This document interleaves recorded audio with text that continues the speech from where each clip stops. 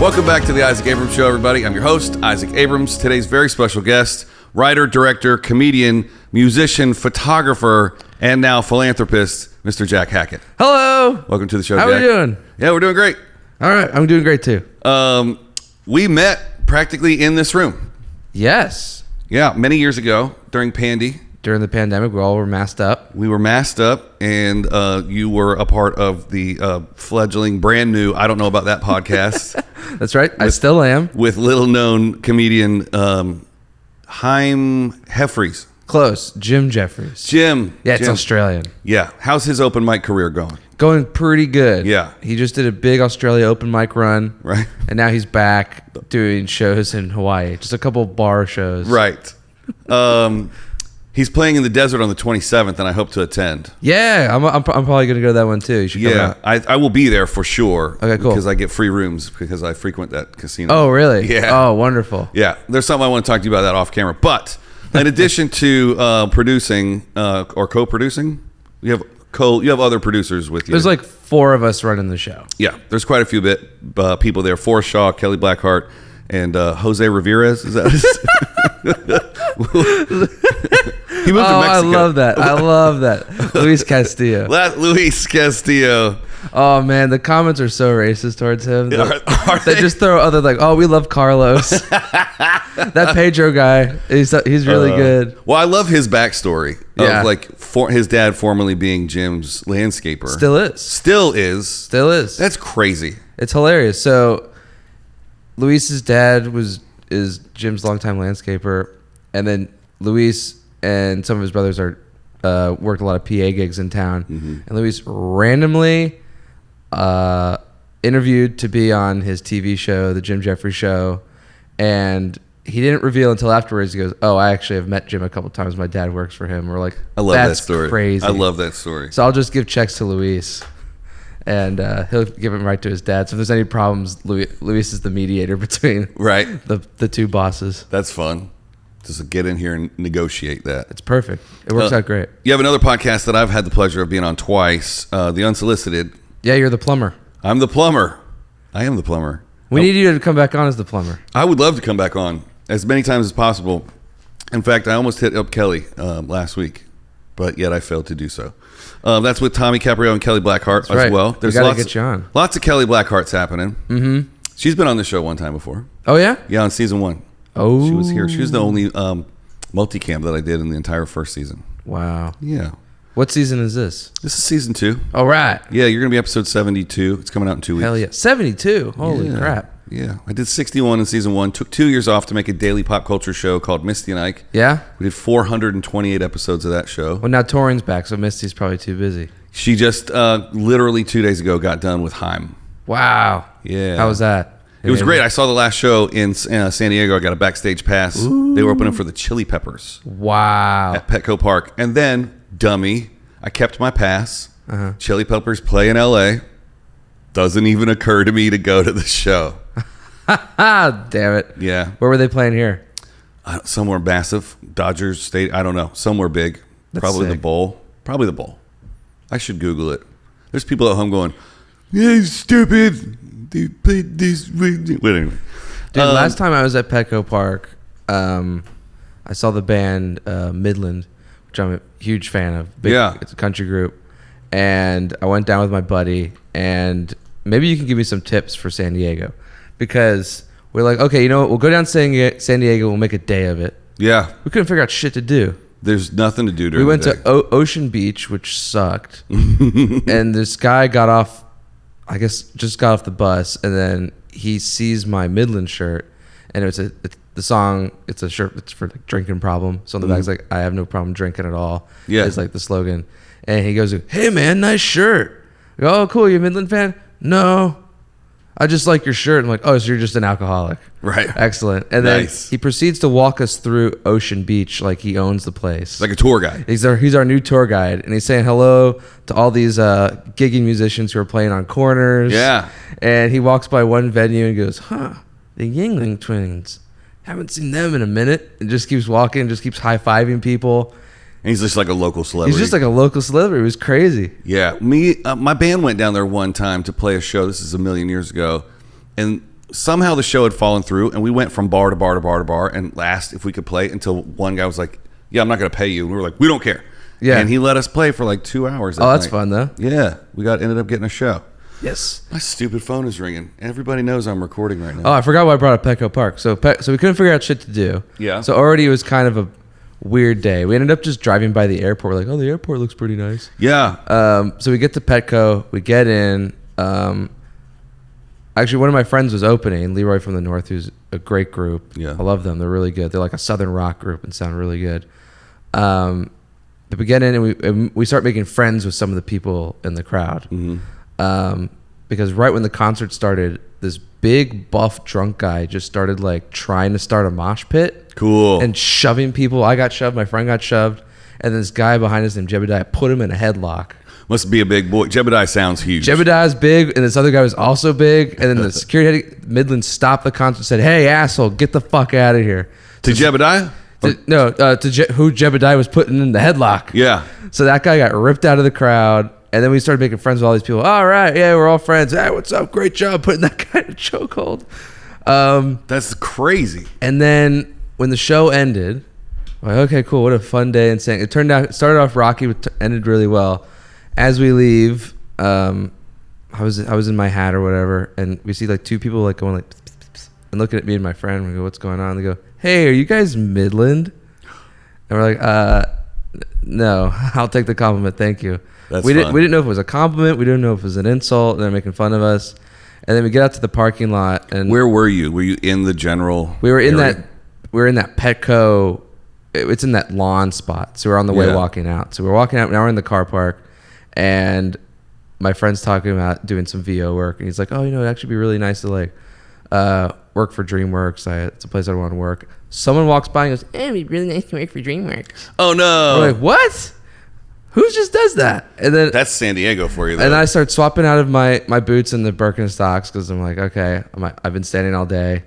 We have a 3-hour drive back, and someone else walks by and goes, swapping into Birks, I see. What's going on? 3 in a row. And then we're like, Devin, let's get the hell out of here, man. I get in the car, and then 3 of the people we were hanging out with at the concert point and laugh at my Honda CRV. And I'm like, Devin, we got to go, man. Man. This place sucks. San Diego's rough, especially around Petco Park, because it's called, which I think is hilarious, the Gas Lamp District. Wow. But I call it the Gaslight District. Yeah, no shit. Because they're like, come on down to San Diego. It's going to be a great time. And then you get down there and it sucks. You're like, it's got gaslit in the Gas Lamp District. There's nothing to do. Yeah, it's just all bars and gastropubs and Petco Park stuff. In 2009 or 10, I was in Vegas because my singer's roommate was the drummer for some old band like Air Supply or something like that. Let's call it Air Supply. It doesn't matter. Foreigner, I think. Oh, sick. Okay. But it was 2 stages at the end of Fremont Street, right? So it was band. And American Hi-Fi. All American Rejects were playing. Cool. After they get done, I'm just walking around. I have a scarf on and a hat. 30 people stop me and think I'm the guitar player for All American Rejects. All American Rejects. Which was funny because my friend Misty, who was just on this tour, she knew them, and we ended up chilling with those guys later. And I took a picture with them, and we don't look anything alike whatsoever. You know what I just remembered? After another Midland show I was at in Bakersfield, which I actually had a much better time in than San Diego. Yeah. I actually liked Bakersfield. Bakersfield's not bad. As I was leaving, I was with my buddy Devin again. We're the Midland guys. This lady comes out of the woodwork, like this ball of a woman comes out of just the shadows as we're leaving this park, and she goes, "Hey, buy me a hot dog." I'm like, no, I don't want. Nothing. I don't have any money. It's like, no, buy me a hot dog. No, I don't have any cash on me. I'm not buying you a hot dog. They take Zelle. I'm sorry, lady. I don't know you. I'm not buying a hot dog. I got to keep going. This is after the show? This is after the show. And then, again, I'm in my hat. I'm in like Hawaiian shirt. She goes, wait, are you in Midland? No, I'm not in Midland. I'm not in Midland. You're with the band. I know you're with the band. I saw you. You're with the band. I'm not with the band. I promise you. And she just followed my friend and I, just like, please, can I have a picture? Can I have a picture, please? Please, I know you're with the band. Please, please, please. And we're like, a picture fine. With what? Did she have a cell phone? She didn't have a cell phone, but then 3 of her friends came up and she says, we'll take the photo. Okay, fine, we'll take the photo. And then we take it. She's thank you so much. Thank you so much. I love the concert. I'm like, okay, I hope you had a good time. And then her friend goes, she will literally do sexual favors for a hot dog right now. I'm like, one of your friends should buy you a hot dog. Right. Why are you bothering two strangers? And why would a member of Midland go get in a Honda Civic in general admission parking? Hey, CRV. Oh, excuse me. Excuse me. Moving on up. No, okay. I've heard of Midland, and I'm sure I've listened to them on the country station, but are they big enough? No offense. Are they big enough to headline Petco Park, or were they playing with somebody else? They were headlining Petco Park. Wow. They are much bigger than I thought. They're not the biggest. I think they should be because they don't have that kind of pop sensibilities a lot of the big guys have right now. Yeah. They sound like country from the 70s, which I really dig. And they're getting bigger. They're not headlining festivals yet, but they're in some festivals. Petco holds 56,000 people. Oh, sorry. This was like this wasn't on the field in Petco. It's in that back section. Oh, yeah, they have a stage there. Yeah. They played there, so it's a little bit smaller. There's a little mini field in the back. That's where the trailers were for. Yeah. So I thought they played the. No. Wow. So they played that back bit. So that makes smaller. That makes a lot of sense. But they're playing the Greek soon. That's cool. That's 7,000 seats. Yeah, it's gonna be cool. Yeah. So they're getting bigger. They're just they're commercial to me. Sure. I think they should be the biggest around. Well, They were my gateway drug in the country. I wasn't even into country. I didn't grow up with it. My parents didn't like it. Well, it sounds like you're overdosing a little bit on your newfound drug because you're in a band called the Doohickeys. The Doohickeys. And that's a duo. It's a duo. Me and my friend Haley Spence Brown. That's what I wrote down. Haley Spencer Brown, right here. That's right. How long have the Doohickeys been around? We started writing songs December 2021. Do you guys have an album out? We were mixing our first single yesterday. Oh, killer. Spotify? Maybe? Hopefully, yeah. It'll be Spotify. It'll be everywhere. Everywhere you get music. Ding. We have to figure out how to get them on there first. I can tell you after the show. Okay, awesome. Yeah. We're going to put our old record out soon. Oh, hell yeah. Yeah. I'll listen to that. You basically just pay a distribution platform. You know how when you post podcasts, it's like you have a hosting site? It's the same thing. You pay $49 a year, your album goes up. Oh, okay. Easy. It's super easy. Cool. Which a quick Goog would have also, but I can. But advice is better. Yeah. I don't have a preference on which one I use, but okay. In addition to the Doohickeys, you occasionally play music for other people like Todd Glass. Yes. Name drop. Is Todd Glass a bigger name drop than Jim Jefferies? Depending on your circle. Yeah.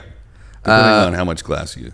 But Todd, the thing was with Todd, actually, what's funny with Todd, I went to Austin with him and my buddy Cam Gavinsky, who's now like his head of his band leader.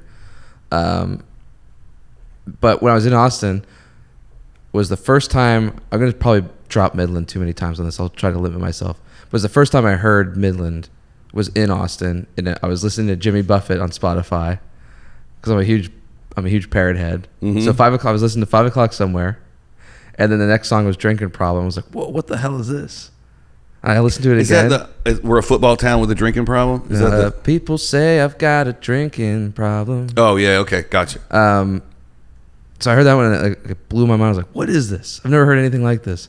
And I played it again and listened to their other stuff. Like, what the fuck? I run out back into I was listening to it in the bathroom. And I run back out to my buddy Cameron, like, Cameron, you got to hear this. You got to hear this music. It felt like Back to the Future.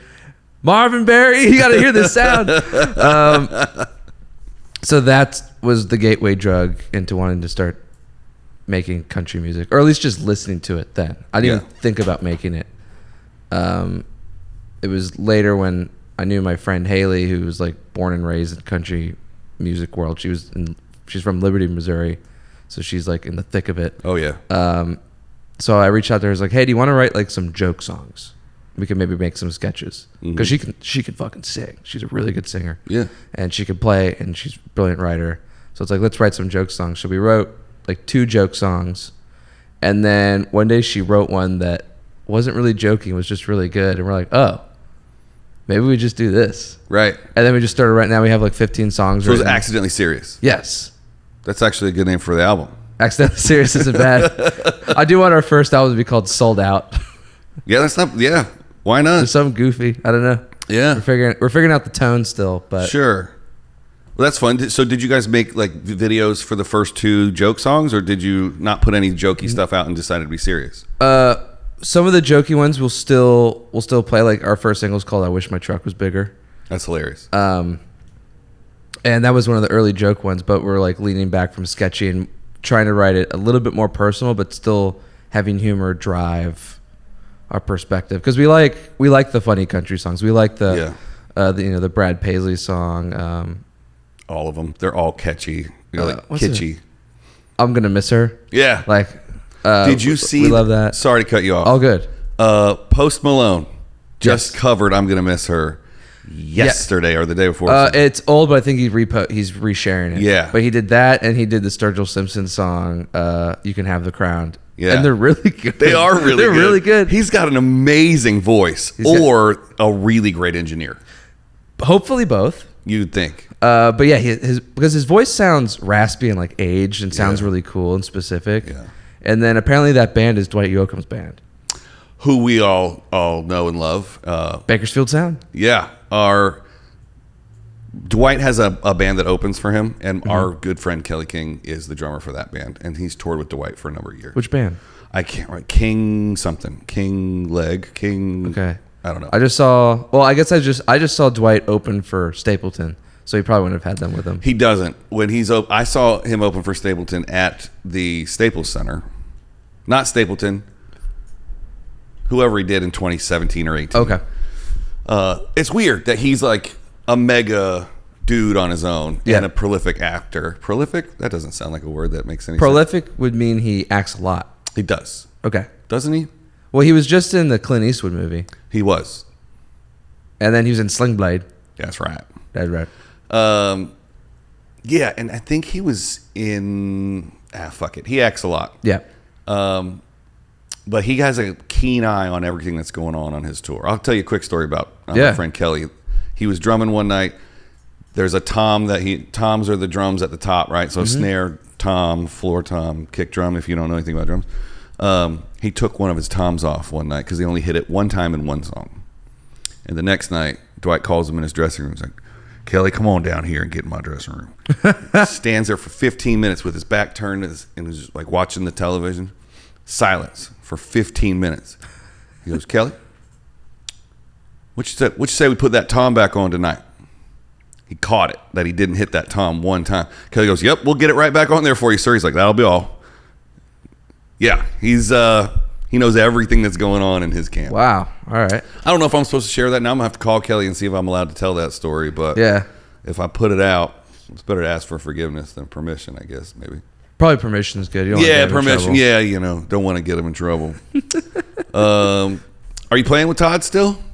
I do. When he plays in town, I'll play with him. But when he's on the road, he'll just get local guys. But my buddy Cam Gavinsky, follow him on Instagram at Cam Gavinsky and wherever else. We'll put it right here. But he tours with him, so he's going to Portland with him tomorrow. Cool. So he'll show up at the club and like meet the local musicians and like rehearse with them all day, and then by showtime they're like ready to rock. Yep. That's got to be a real challenge to find talented folks in every town. Todd likes to say, if you know one bit, you know them all. So it's kind of just like, if you get good musicians, and whenever like a song's played, as long as you know the key, you can usually figure it out. Especially if you're just doing fill and stuff, you can figure it out pretty quickly. And are you playing guitar or bass for Todd? I'll do guitar, and then sometimes I'm not doing guitar. I'm just doing other weird sounds. I'm like called the lead mumbler. Because like you got a mic and stuff. Well, because the trick is, and I don't think he'll care if I share it. I don't think. Sometimes he spoils it himself. Cam can't play the piano. He has no piano. He has an iPad. Are you serious? And he just fakes pretends. No way. And just totally, and no one cares because there's the box and it just looks right. Yeah. So the rest of us are there to fill out this image. The drummer's real. The drummer will play along. But I think one rehearsal I noodled too much on the guitar, so I got guitar rights taken away from me. So I will just do train whistles and we'll mumble and hit tambourine and hit sound. So whenever a sound comes up, I'll just go whistle or kazoo. Right. Or a lot of things are verbal, so it's just like knowing when to come and just going, hey, fuck you. Right. And whatever bits call for. But just having a bunch of people there fills out this legitimacy of a band.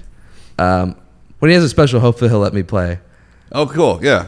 Although when he did his residency meaning like 7 shows at the Improv. Mm-hmm. I did have my guitar and I did play. Was that main stage or in the lab? Lab. That's a tight stage. It's a tight stage. Yeah. But it worked out good. Yeah. And that one I did play for real. That's cool. He wanted me to have it on mute, but I turned it on. The guitar? Yeah. Nice. That's what's up. I'm a rebel. Yeah. Are you still doing stand-up? No. I gave it up. For permanently? I gave it up. I'll tell you why. I'll tell you my last mic. Okay. So I've had a lot of opportunities with stand-up over the years. I've been doing it since I was maybe 20. I'm 27 now. But you've had some really great opportunities. I've had some great opportunities. Jim Jefferies let me open for him at the Ace Hotel, which was like 2,000 people. And then before that, when we were on the road, he would just give me like 5 minutes more and be like, hey, you're going to go do stand-up in Cape Town for 5,000 people. I'm like, oh, okay. Good thing I'm ready for that. Good thing I'm ready. Yeah. And usually I win like mediocre. It was always fine. Yeah. But everybody knows who you are. Yes. The first time he brought me up in Japan, he did it in the middle of his act. What? He just saw me side stage. Just, Jack, come out here, tell a joke. I'm like, oh, no. That's the worst. People are in the audience going, Jack Hackett, Jack Hackett. I'm like, whoa, all right. And then I just, whatever joke I told, just tanked. Just flatline. And Jim's in his chair, just making fun of me while I'm doing the act. So that chair from his special, he gets that on every tour date?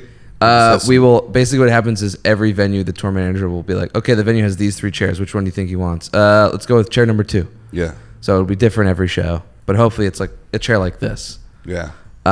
Big armchair.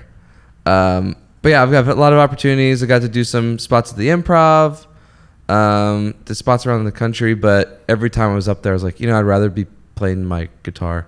Yeah. Because I don't really want the audience to be a part of what I'm doing. I love making people laugh. I love entertaining people. That's why I wanted to do it in the beginning. But having their reaction matter with what I'm doing kind of fucked with me, because I like just going out there and doing my act and moving on. Yeah. But obviously when you have your set routine, you go out and it doesn't work. Yeah. You're like, I failed. Right. I just want to make these people have a good night, and I'm not doing that. So I figured with music, you don't need the call and response. You can just kind of do your act and move on. So like it or hate it, I get to do my thing uninterrupted, basically. And it's loud enough to drown out the silence, right? Correct. There's musical instruments happening. Yep. I've had this similar debate in my head, being a super new comic. Yeah.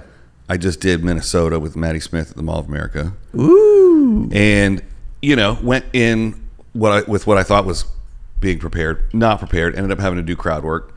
It was just very lonely for the whole weekend. Yeah. It was like, you sit around for 24 hours and 45 minutes to do 10 minutes. And then it's just the camaraderie of like being in the band and like having a bunch of people to hang out with during the day and killing time. And like, yeah, you got to split the money a couple different ways if you have a band, but like, you're not doing all the work yourself, and you're not sitting around alone either. Yeah. So I don't know.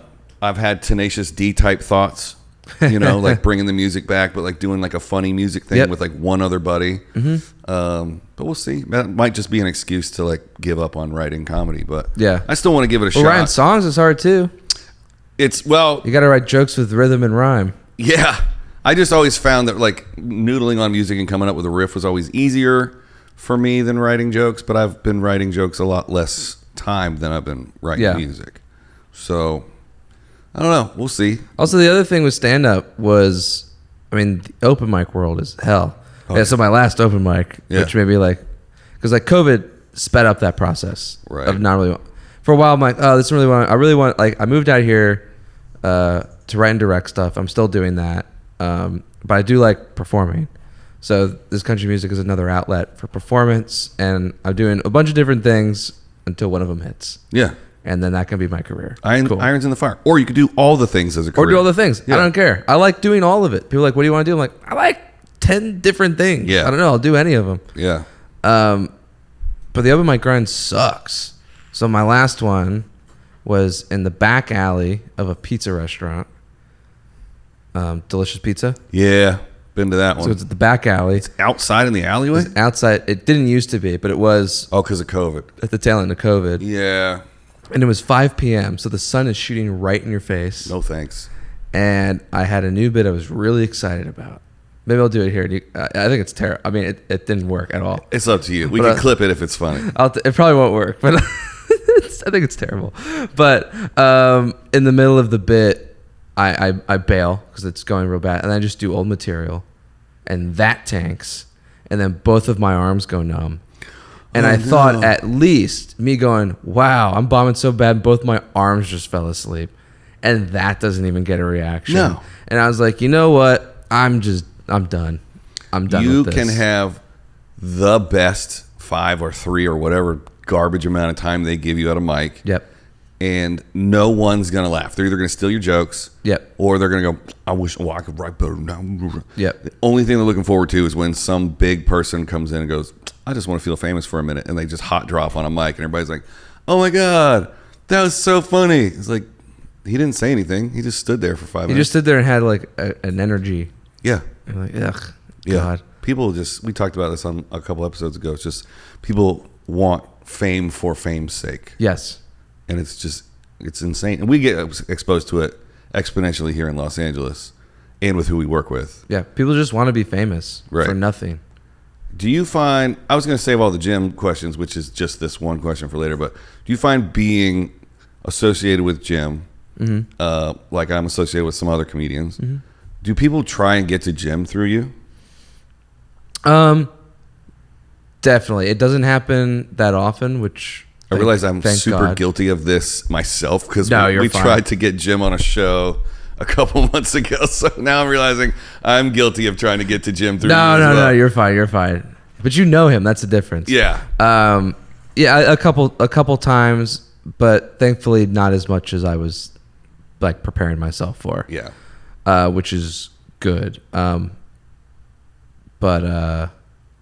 Yeah, it's been fairly easy in that respect. Oh, good. But I do know out in public, people do act differently and definitely talk to him really weird. Yeah. And especially because I'm friends with some, child actors too, and people are fucking weird They really towards are. people. Like my buddy Nolan, people will just walk up to him.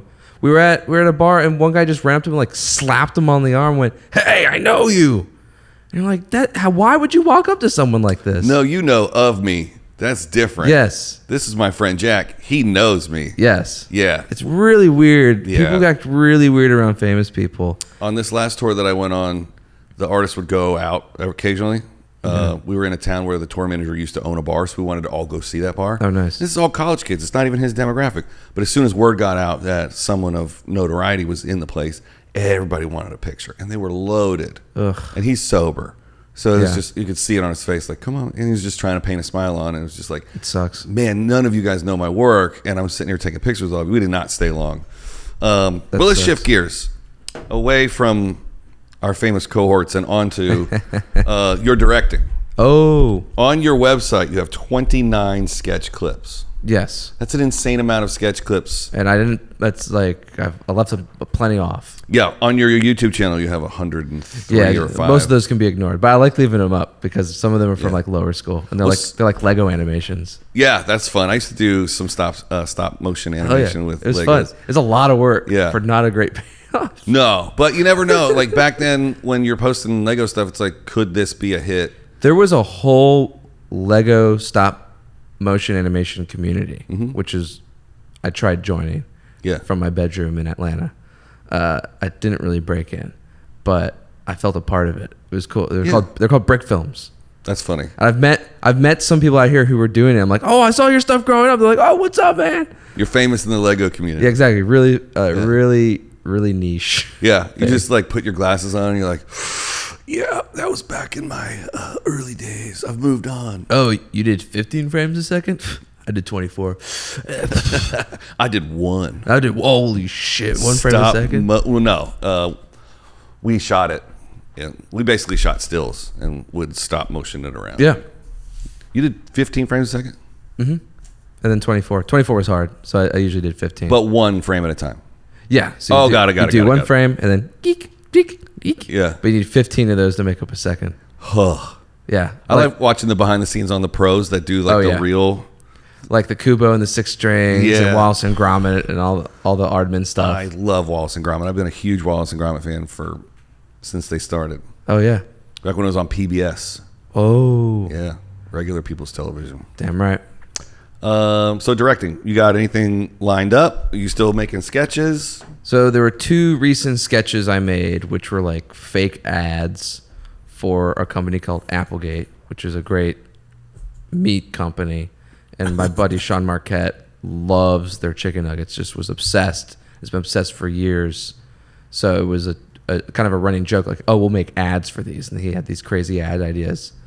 So he called me one day. I was like, hey, I want to make these. Let's make them. I'm like, okay. So we picked one, made the first one. It did really well. The company saw it, went, hey, we want to meet with you guys. Oh, cool. That never happens. No, it was really weird. We didn't expect it. And they want us to make ads for them in the future. So we pitched them, and we're in the final stages of some stuff. That's great. And then we made a second one. We're like, oh, cool. So by the time we talked with them, we're like, hey, by the way, there's another one coming. Beware. And that one had like guns in it. So like they would have never cleared that one. Right. You're not going to miss out on your chance for the payday because you're going to put the gun one out, right? Gun one's out. Okay. Oh, it's out there. Yeah. We're like, we're going to release it before they can tell us no. Man, it never happens that like you make a spec spot and then they're like, we love it. Did they put it on their channel? No, because I don't think it follows their guidelines. But they're like, you guys can post whatever the heck you want and tag us. We probably just won't share it or whatever. Yeah. But they sent us some goodies. They're really nice over there. So I've never done ads, so that world takes a while. You never done a commercial? Not real ones, no. Oh, killer. So like the whole pitch process takes like forever. Yeah. So we're in that pitch process, but I think soon. Yeah. Hopefully like in a week or 2. Usually in commercials, you're up against like way less people than you are up against for music videos. Yeah. So as a courtesy, I'm producing those now too. Are you? Yeah. I just did a big one at Warner Brothers. I saw that. Flash mob, like 200-300 people? Yeah. And you're the sole producer? I had a producing team, so the director and I produced. The director's Chris Beirudi. He's an amazing director. Yeah. Check out his website. He's done a bunch of big videos. And then there were like 3 other producers and me. But it was like Chris and I were kind of the 2 heads. And then everyone else but everyone did their part. It was awesome. Killer. Who was your AD? My buddy Travis. Little Sal? Nah, Travis Reinders. I went to school with him. It was a USC crew, man. It's cool. Right. So he wasn't necessarily like an AD by trade, but he's AD'd before. He's AD'd before. Yeah. And then this was like the biggest thing we've all done. Yeah. With like in those positions. I mean, getting the backlot's no joke, dude. It was no joke. Yeah. It was tricky. Yeah. Working with Warner Brothers is tricky. It is tricky. And then what you realize very quickly is that like, where are we going to put these 200 people? Yep. And then it's like, oh, we want to put them in this room. And they're like, okay, that's extra. Everything's extra. a la carte. Everything. Like. Oh, yeah. Something we find out were just like hidden fees. But they're not hidden if you know. But It's like the thing has a cost. So my best example is for air conditioning. Mm-hmm. We're like, oh, how much for AC in this building? That goes $340 a day. Great. We'll budget for that. We budgeted for it. What we didn't realize is the AC is their own department. So like a couple days before the shoot, the AC department calls me and goes, hey, we're going to put a quote together for you. Where'd you want the AC? This building this day. Okay, great. $5,000. Mm-hmm. Huh? For labor. I'm like, oh, shit.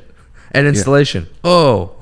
Yeah. Oh, no. Takes 10 guys. So no AC. I bought some box fans. That's it. There's everything. When you shoot on a lot, you can't bring your own lights. Nope. We'd use their lights. Yep. We'd hire their best boys. Mm-hmm. Which like all would have been fine if we knew. But we just didn't know. So we had to it was constant just like moving things around. Yeah. And but I think it's gonna be really cool. After this I'm gonna go edit it with the director. Oh, killer. But it's gonna be cool. It's gonna be really, really cool. And are you gonna edit it, or are you gonna like sit there with the editor? The director's gonna edit, and then I'll be like, oh, how about this? How about this? How about this? That's awesome. I think he already has a cut, so it's just gonna be like refining. And who's the artist? Jimmy Allen. Jimmy Allen. He's like I know Jimmy Allen. He's like a pop country guy. He won like New Artist of the Year at the Grammys, one of those awards. Yeah. Was it? It's like New Artist. Is that what it's called? Best New Artist. Best New Artist sounds. I think he got fancy. that. I think he got that this year. I think last year, or the year before. Oh, I thought you were like 1979. Yeah, 1979. Best New Artist. Best New Artist, a couple hundred years ago. There's also a new category they decided to create that year. Yeah, he created it himself. That's right. Well, that's great, man. So, do you feel like were you satisfied with producing, or is that something that you wanted to just try once? Yeah, it's definitely fun. I definitely enjoyed doing it. I think it also, a lot of producing is just having people show up. Mm-hmm. And if everyone shows up and does their part, your job's pretty much done.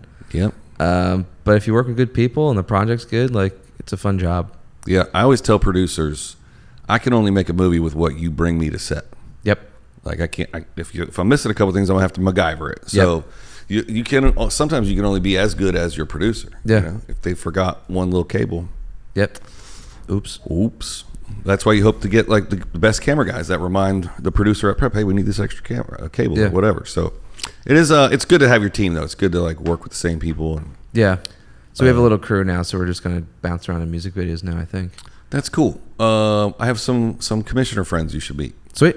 Yeah. Sounds good. We'll set that up. See, this is Hollywood networking right here, folks. Networking. This is the networking pod with Isaac Abrams. That's right. You know how they say it's not what you know, it's who you know?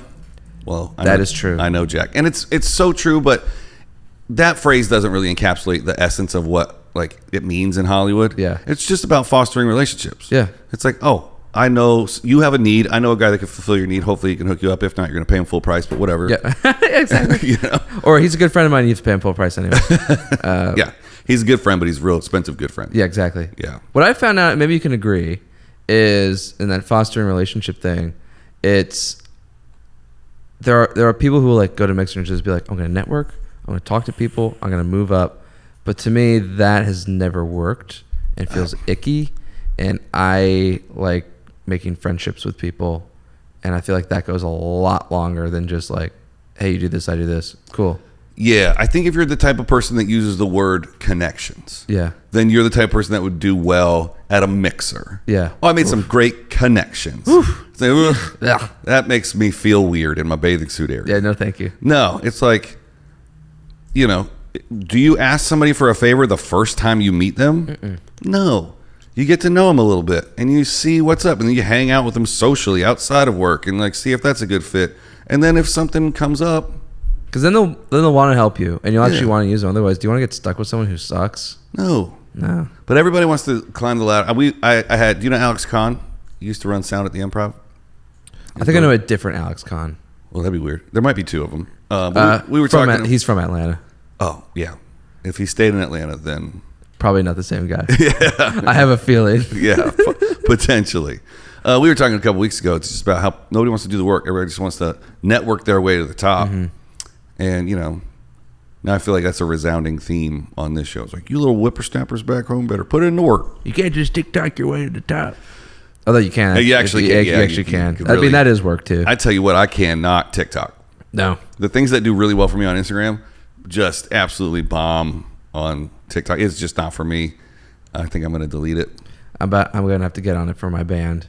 Yeah. Apparently, what I was told, the quote is, the music industry runs on TikTok, or TikTok runs the music industry. It does, and if you're if you're doing clips, especially like a 3-minute song, if you clip that out 6 times, that's a lot of content. Oh yeah, and people, they just pick up songs and just run with it. And if other people find your music, and I feel like I'm mansplaining social media to you, and you probably know it better than I do. No, I don't know anything. Like my little brother in Nashville, his girlfriend wrote a song about dogs dying, mm-hmm. and now everybody grabs it and puts it like, you know, the shot of their dog at the vet dying. It's like, oh geez, it gets like 6 million views a week or something. Yeah, but she's making a couple bucks. That's sick. So if one of your songs TikToks off, wish my truck was bigger. I wish your truck was bigger too. I know.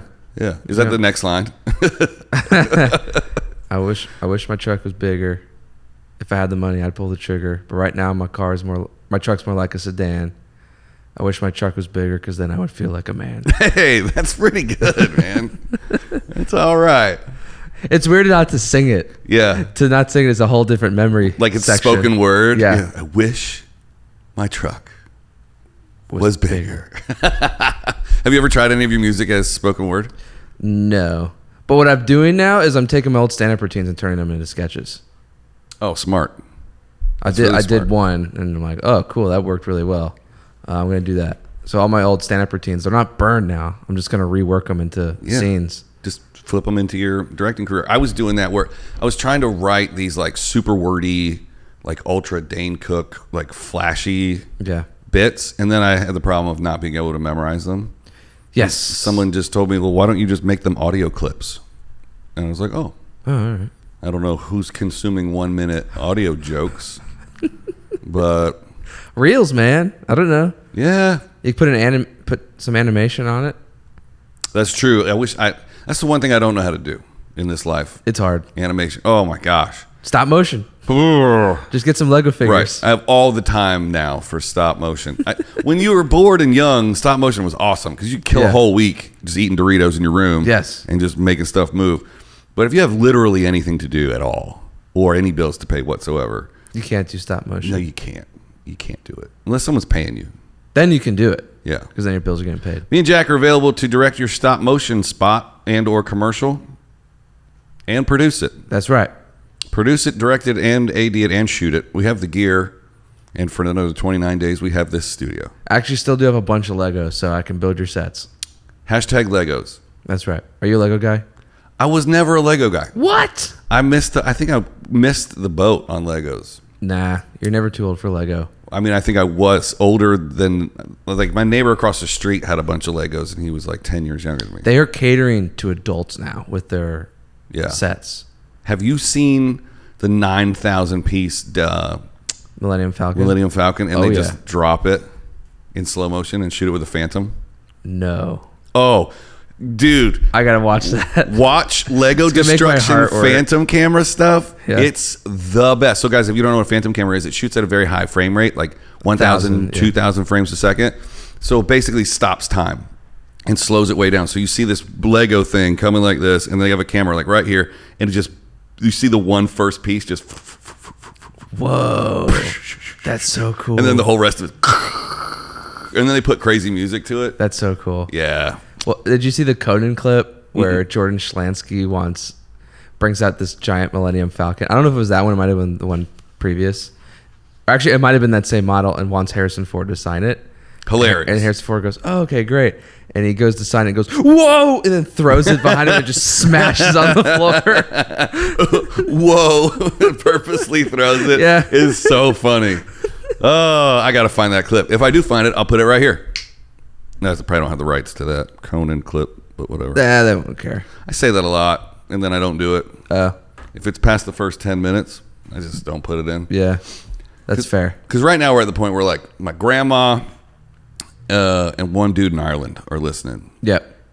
Will you tell me who you are, by the way? You're my Irish listener? That'd be cool. Maybe it's someone using a VPN, and they're actually just right next door. Man, you're probably right. But once again, guys, if you do DM me on Instagram your address, I will send you 2 free stickers. Ooh. I failed to mention that the last 4 episodes. Should have said that earlier. Yeah. But I guess you only get a sticker if you make it this far. That's right. You got to be an OG. You got to get 45 minutes into the episode if you're going to get... I mean, that's literally, the stickers cost me at least 30 cents a piece. And stamps, wow. I mean, they're a good... I don't know what they are. 50 cents now? I don't know. I'm not in the sticker market. I know stamps have gone up. Stamps have gone up. But I just buy a book. But I'm happy to mail people stickers. I'm happy to do it. Yeah. You're getting some sans the postage on your way out. Yes. I have some silly questions for you here Hit for me. the last little bit. Hit me. I shouldn't have said that they were silly, but tacos. Yes. Hard shell or soft shell? Soft, and has to be corn. Oh, has to be corn. I make my own tortillas. Do you really? You're real serious about this? I got a tortilla press I had no idea. Yeah, this is a good question. Do you get corn on the cob and shuck it? And... Okay, don't go that far. Okay. One day I thought you were a purist. No, you're right. Oh, God, I'm such a phony. I'm so full of shit. Press. What, do you get creamed corn in a can? What are you doing? I get the cream corn. I decream it. I get it's a flour called masa harina, which is some sort of corn flour. I'm not sure what makes it so specific, but you get that. Basically, just add water and salt and knead it into balls, and then you just go whoosh with the press, and you cook it. And I watched a video of the proper way to do it, and like the right way, because the right way to do it is basically you get the pan hot, and you have to find the right temperature. So the first couple get kind of fucked up until you find the right temp. So you put the tortilla down, 10 seconds, flip, and then cook it for a minute. And then flip it back over after a minute. And then when you flip it back over, the whole thing's a little bit cooked, and it'll puff up and fill with air, and then we'll deflate. And then it's like 15 to 30 seconds at that point, and then you take it off. And that's worth it over buying the 28 pack for $3.99 at Ralph's. It depends how many people you're cooking for. Right. The homemade ones will always taste better because they're airier and a little bit fluffier. The ones you buy, you want to make sure you get the right size, because if you get the ones that are too big, they're a little bit weird. Yeah. Have you ever made the tortilla and then cut it in corners and made tortilla chips? Deep fried it and made tortilla chips. Yes, because the first time I did the homemade tortillas, I used oil, which you're not supposed to do because it crisps it up. You're supposed to use no oil, it's just be flat. Yeah. With no cooking medium or anything. Well, you put wax paper in it so it doesn't stick, right? When you press it, but when you cook it, just nothing. Just have like a nonstick pan. Okay, so there's a step that I'm ignorant to. So after the press, it's not done. You have to cook it after you press it. Yes. Wow. Because it's just raw flour and water. Yeah, it's just raw dough. Makes a lot of sense now. So to make the chips, you can chop them up and then just put it in oil.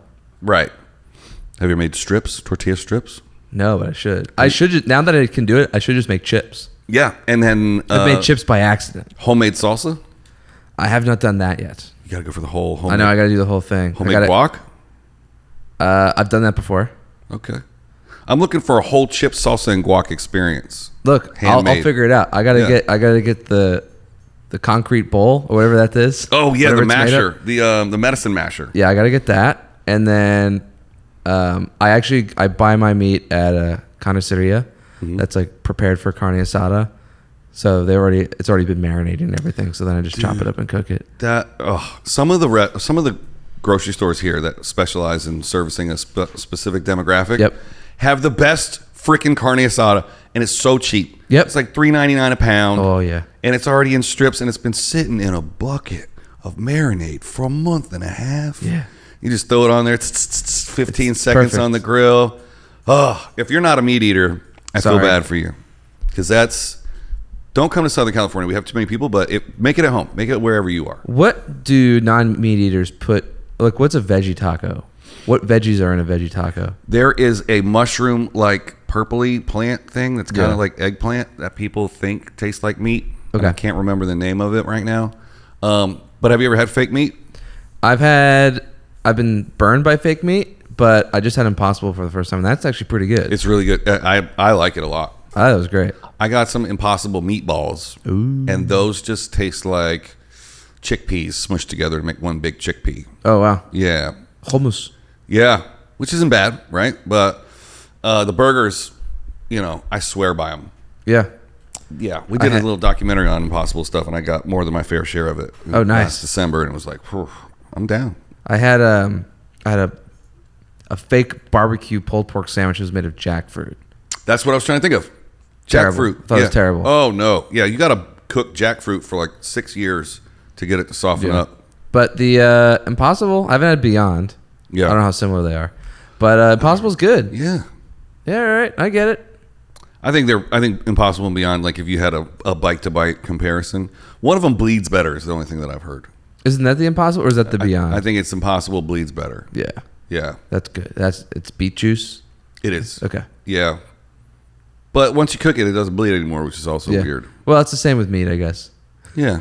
You can make that shit well done, there ain't no blood. Yeah. I want my fake veggie burger super well done. I think Matt Kirshen has a funny joke where he's just like, yeah, and now the fake meat burgers can bleed because that's the thing we missed. The blood. Yeah. It's so true. It's like, no, I want to, bring it out mooing. Like, when they start making steaks, now I'll tell you this, I had fake chicken, and that's like, it just feels like little pieces of fake skin wrapped over on itself. Like if you cook it long enough, you saute it, it starts to flake out. Yeah. And it's got a real slimy consistency to it. No thanks. But then there's the whole argument of like, is the carbon footprint actually killing more animals to make fake stuff than agriculture? But we don't need to get highly political. Well, the company Applegate, hopefully I'm making ads for, their whole campaign we're doing is for something called regenerative farming. I can't believe I'm talking about it right now. I never thought I'd bring it up. But regenerative farming, they have a phrase called keep poop in the loop with regenerative farming, which is like you need animals to be part of the process so they can naturally fertilize the land. 100%. And when they naturally fertilize the land, it adds nutrients to the soil, and that lets everything grow better. So if you eliminate animals from the process, everything grows worse, and you're actually killing the land. Right. Because what you do is, there's a YouTube, like a daily vlog YouTube guy in North Carolina that I follow. So he has a pasture, keeps the cows there, right? Yep. And then he's got like 9 pastures, and they all rotate. So he's growing something in one. Yep. And then when that's done, he brings the chickens in. Chickens eat everything, right? Nice. To destroy it. Then he replants some grass. And then, so just rotating his cows, and then he brings the sheep in to get it a little lower, and then he brings in another animal to bring it, and he just rotates Sounds everything. like some holistic grazing. Uh-huh. Some more terms I learned. Yeah. It's really fascinating. And like, the vegetables and stuff that he's growing are just insane. Yeah. And the fields, like the grass just grows. It's nuts. I forgot his name. It's Joseph something. Dead air. That sounds great. If you can find that, send it to me, because that sounds great. I might use... Oh, I 100% will. I will get you Joseph's. I've subscribed to him on YouTube, so Joseph. That sounds really good. YouTube. That's like exactly what we're looking to do. Show stuff like that. That's probably be a really good... he's got like 5 blonde kids running around his farm, too. Awesome. So it's like... And they're fertilizing the land? They have like 700,000 YouTube subscribers. That's awesome. That'd be a great partnership to do for sure. A campaign with. Oh, hell they're already doing that kind of farming. Yeah. And I like to see families like that get partnership agreements, because that's where you want to see your money go. Exactly. He always gets like stuff he not necessarily can't afford, but like some generator company gave him like a $20,000 like gas diesel generator, and he's like, well, when the power goes out, this thing just kicks on now. It's like perfect. Like, if you ever need one, you can go to soandso.com, get you one of these too. And I went on the website, I was like, those are $20,000. It's the Mercedes of diesel generators. That's right. We're going to stick it in North Carolina. Here's a follow-up question to directing. Okay. Directing. Yep. What it's like versus what you thought it would be like, and do you like it? I do like it. What did I think it would be like? When you were going to school. Yeah. And before you had ever directed anything. There's this Hollywood fantasy of like, I'm going to sit in this chair and go, action, and then like you actually get to do some directing. I think I kind of learned it. I don't want to be like, I think I learned it before all my schoolmates, but so I directed a bunch of dumb shorts before I went to college, and even in college I didn't even make that much. I was in a major where I wrote more than I made anything, but I still made a couple of things. But before I went to school, I worked as a set lighting technician in Atlanta, so I was bona fide union guy. So I knew how sets worked, and so I knew how collaborative everything was and how important each role was, and it wasn't just one dude calling the shots. There's a leader, the director, but it's really just like there's different leaders in different departments, and the director's not making every decision.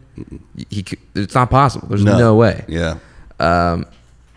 So maybe a little bit of that, but I learned that pretty quick, which is like, it's you hire the best around you because they need to do the best they can, so everyone can just focus in on their little bit. Right.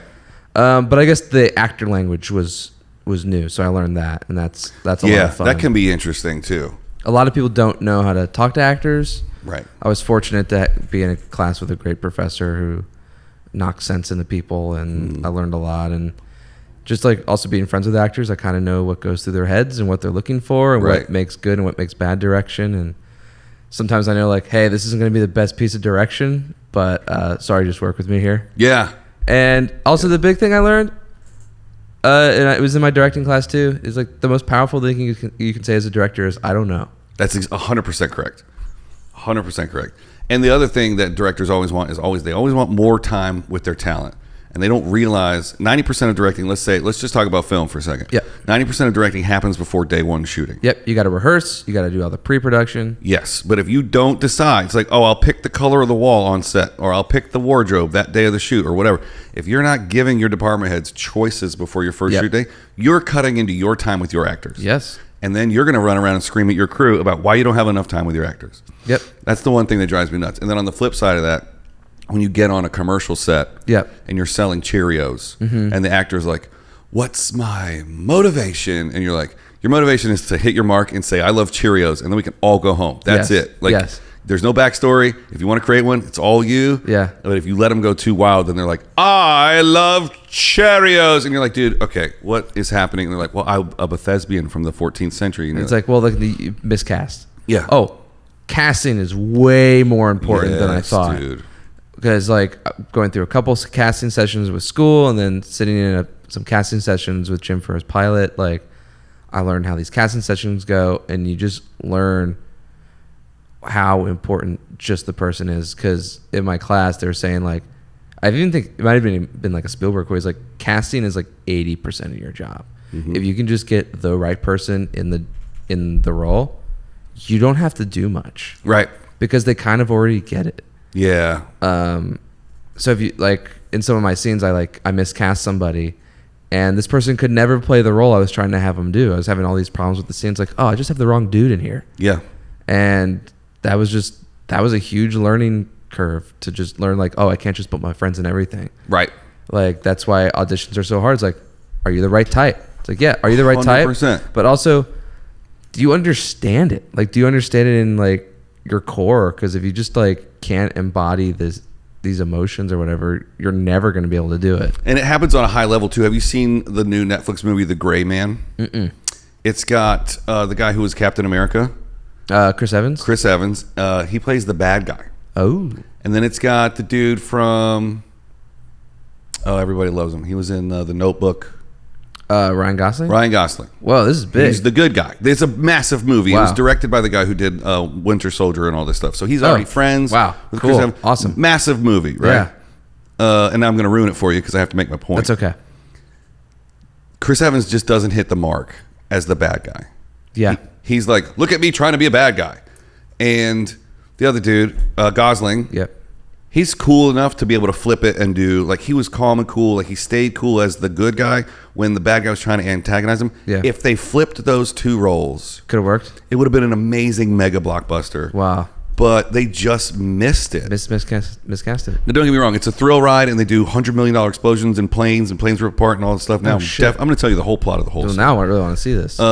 I would love to hear what you think afterwards, Yeah. now that I've fucked it up for you. No, But- it's good. I mean, you're probably right. I mean, a lot of people are miscast. I mean, a lot of big stars are miscast because it's just like, oh, we have a star. Cool. Put him in the role. Yeah.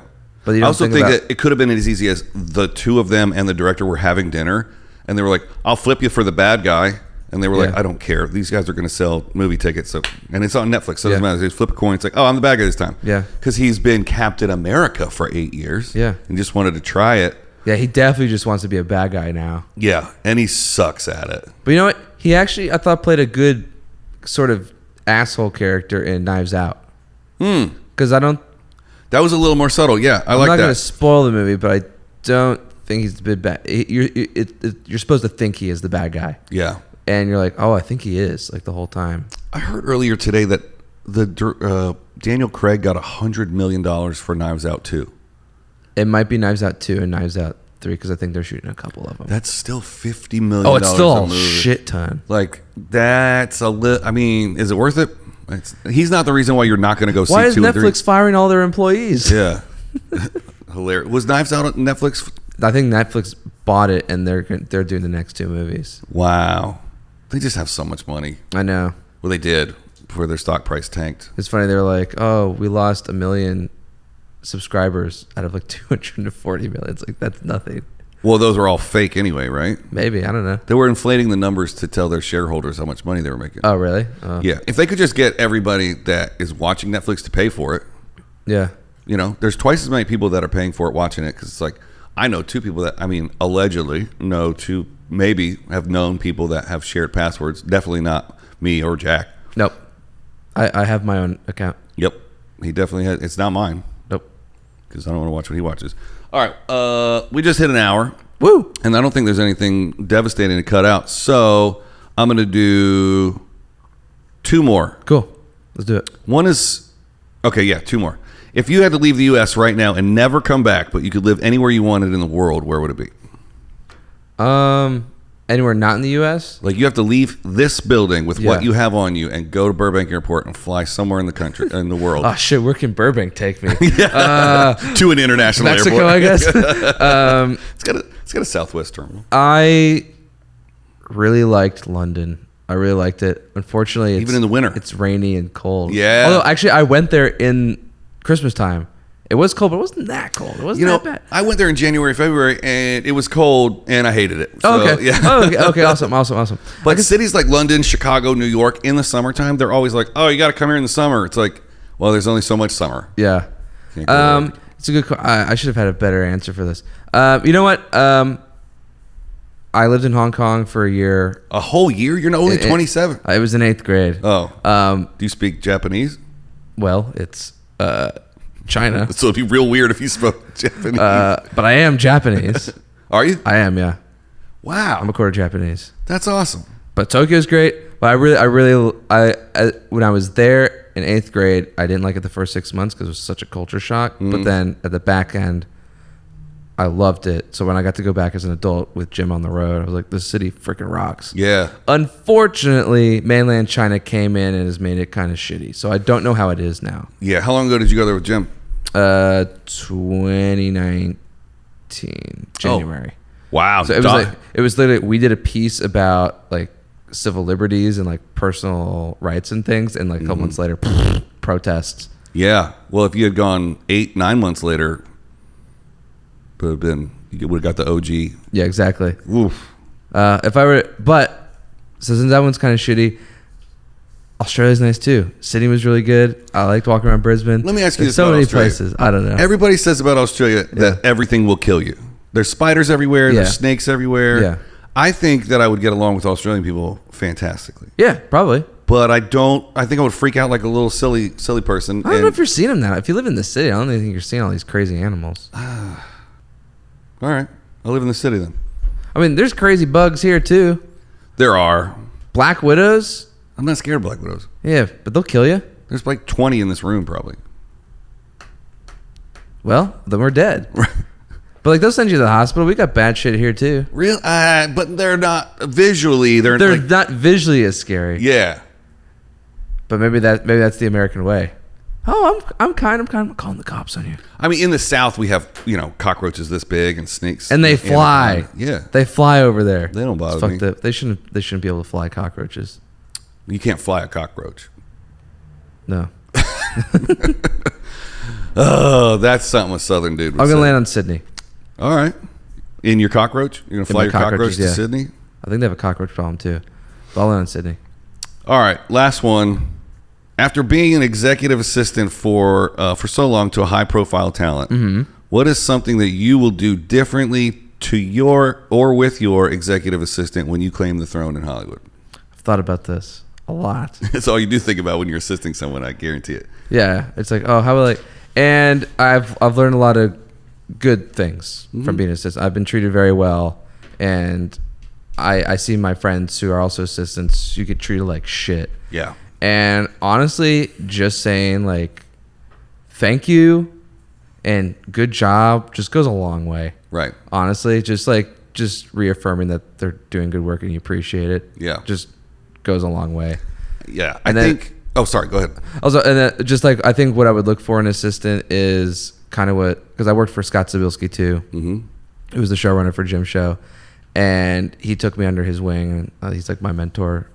So whoever my assistant is, I would want them to want to do something similar to what I'm doing, so I can show them the ropes and kind of teach them the way while they're helping me out. Would you want someone who's never assisted before, or someone who's had some experience but with someone who treated them wrong?